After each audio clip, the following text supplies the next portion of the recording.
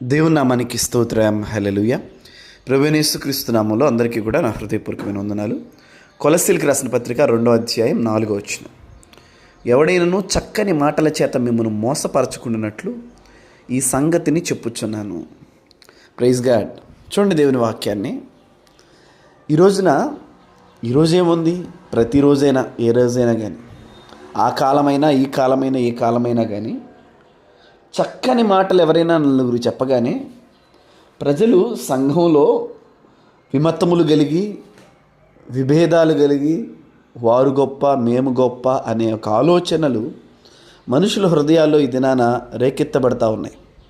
ఒక విషయాన్ని మాత్రం మనం గుర్తుపెట్టుకోవాలి.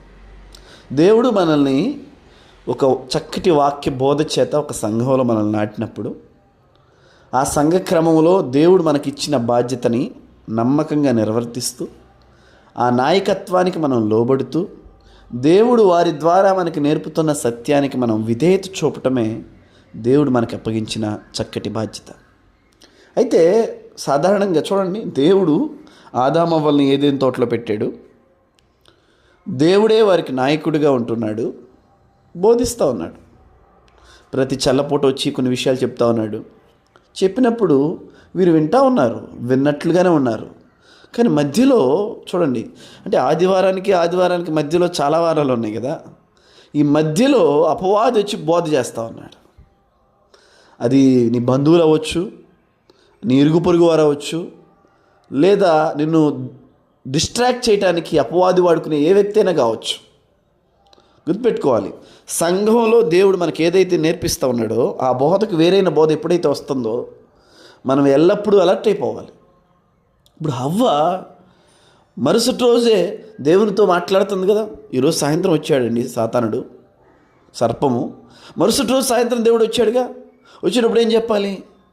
దేవా, మరి ఇదేంటి సర్పం ఇలా అంటున్నప్పుడు సర్పాన్ని పిలిపించి మాట్లాడేవాడు కదా.